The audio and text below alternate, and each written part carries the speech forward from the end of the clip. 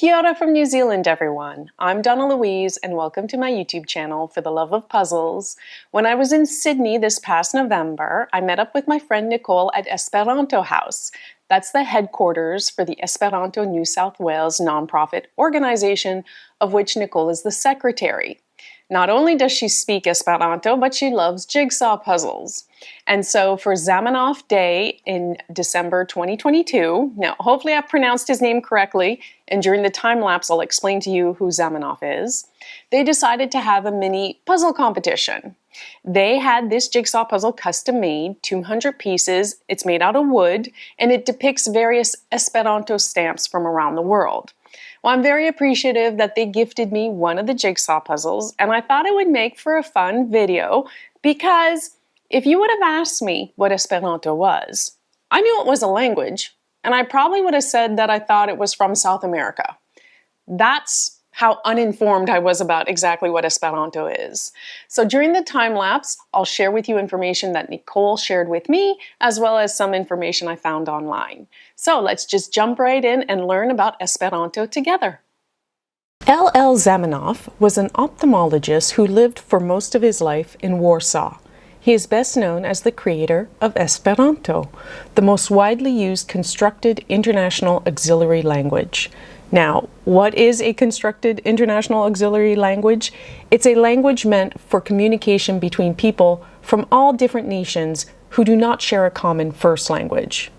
Zamenhof was born on December 15th, which is now known as Zamenhof Day. He first started developing the Esperanto language in 1873 while still in school, but 1887 is the date recognized as its official year of creation. He grew up fascinated by the idea of a world without war and believed that this could happen with the help of a new international auxiliary language. The language would be a tool to gather people together through neutral, fair, and equitable communication. He successfully formed a community which has survived to this day despite those wars of the 20th century and continued wars today. Additionally, Esperanto has developed like other languages through the interaction and creativity of its users. Zamenhof first described the language in Dr. Esperanto's International Language. The title of that book in Esperanto would be Unuia Libro. Hopefully I'm pronouncing that correctly, Unuia Libro.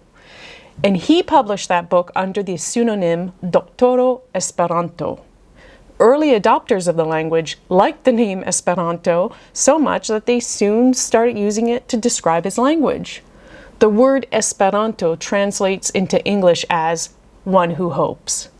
And in light of his achievements and his support of intercultural dialogue, UNESCO selected Zamenhof as one of its eminent personalities in 2017 on the 100th anniversary of his death. Nicole wrote to me that many words in Esperanto are derived from Latin-based languages, but there is quite a bit of Germanic language also in there, like for example, hundo, H-U-N-D-O, is used for dog, and there's also Slavic elements like kolbaso, K-O-L-B-A-S-O, which is for sausage. Russian also has influenced a bit of the grammar. Now, even though Zamenhof didn't know Chinese or Japanese, the way the words for numbers are made up is exactly like the same logical way that numbers work in those languages. So for example, if you wanted to say the number 36, in Esperanto you would say the words for 3, 10, 6, which would be tridek ses. Zamenhof tried to make the language as easy as possible to learn.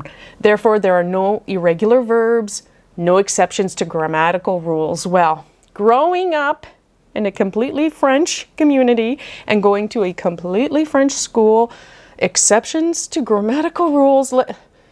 If there's anyone out there who knows French, I'm just going to say this and you will know what I mean. Bijou, caillou, chou, genou, ibu, joujou, pou. I am 48 years old and I still remember that because it was drilled into my head. Oh goodness, so I love the fact there's no exceptions to grammatical rules, and also the spelling is phonetic.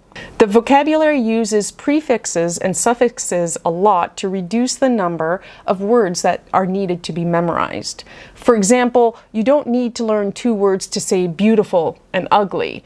you would just add the prefix mal, M-A-L, to get the opposite of bella. So bella, B-E-L-A, means beautiful. So mal bella would be like not beautiful or ugly. We do have those words in English, but maybe not enough. So for example, fortunate, unfortunate, you know. So we do use some prefixes, but it sounds like in Esperanto it's a lot more, which helps reduce the number of words you need to learn. Nicole also wrote that nowadays it's very easy to find other Esperanto speakers, especially with social media. She said she has friends in like Iceland, Japan, Chile, Hungary, and they all speak Esperanto. She's also traveled to quite a few Esperanto conferences and gatherings where everyone speaks the language. She listens to songs in Esperanto, she reads books in Esperanto, she's even helped translate books from other languages into Esperanto. And she told me about Trevor Steele, who's an Australian author from Adelaide, and he writes his books in Esperanto. Esperanto has not been a secondary official language of any recognized country, but it has entered the education systems of several countries, including Hungary and China. So as of me researching this, I've not found it to be a recognized secondary official language of any country. If it has been, please comment down below and let me know. On February 22nd, 2012, Google Translate added Esperanto as its 64th language. And on July 25th, 2016, Yandex Translate, which I had never heard of before, also has added Esperanto as a language. Now, did you know there's an Esperanto Wikipedia and it's called Wikipedio? It has about 349,000 articles, all in Esperanto, and it is the 36th largest Wikipedia out there and the largest Wikipedia for a constructed language. As of 2019, there are a minimum of about estimated 2 million people speaking Esperanto worldwide, with approximately 1,000 native speakers. Now you might wonder, what's a native speaker? Well, imagine two people who met at an Esperanto conference and their primary or native tongue was different from one another, but they both spoke in common Esperanto. And they fell in love and they had children. And those children then grew up perhaps as Esperanto as their first language, being their native language. That's amazing. So what do you think of Esperanto? Do you speak it? How many languages do you speak? I wish I spoke more languages, and I absolutely love the idea of a language not based on someone's geographic location, a truly international language.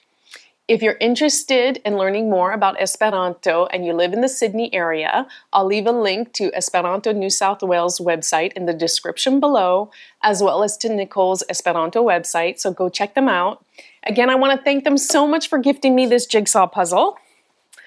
Koran Duncan pro la enigmo. Hopefully I said that correctly. And thank you so much for watching. I really appreciate it. For the love of puzzles, I hope you enjoy my videos. Please consider subscribing. And until next time, ciao! Koran Duncan pro la enigmo. Koran Duncan pro la enigmo. Koran Duncan Koran Duncan pro la enigmo. Oh, that's pretty good. I think that's good. Koran Duncan pro la enigmo. Oh, I'll be a pro in no time.